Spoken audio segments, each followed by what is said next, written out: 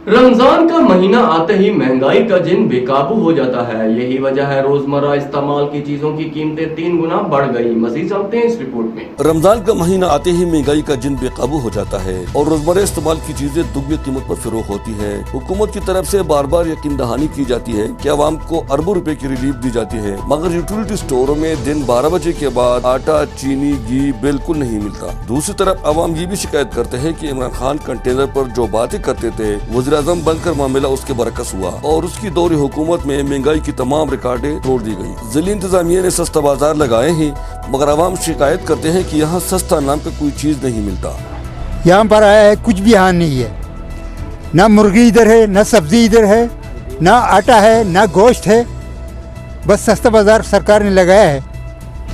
हम इसको कैसे सस्ता बाजार कहेंगे? लोगों की कुव्वत खरीद भी कमजोर पड़ गई, क्योंकि टमाटर 240 रुपए किलो, बड़ा गोश्त 650 रुपए किलो, प्याज 100 रुपए किलो बिकता है और फल फूल तो गरीबों के लिए अयाशी की जुमरे में आते हैं। अवाम इस बुलंद तरीन सतह पर महंगाई की जिम्मेदार मौजूदा हुकूमत को ठहराते हैं। इस तरह है ना, पहले हुकूमत में इस तरह था कि कोई सालों 2 सालों बाद नर्ख चेंज होता था।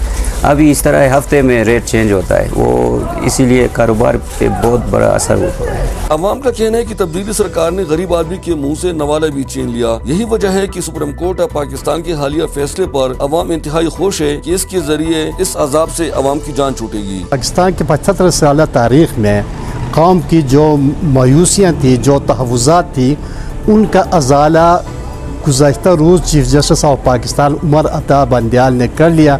मैं उसको खराज तहसीन पेश करता हूँ। चतराल के अवाम और खासकर गरीब तबका हुक्मरानों से मुतालबा करते हैं कि रमजान के इस बाबरकत महीने में रोजमर्रा इस्तेमाल की चीजों का कीमत कम से कम रखें, ताकि महंगाई की चक्की में पिसा हुआ ये गरीब तबका भी आसानी से रमजान का महीना गुजार सके।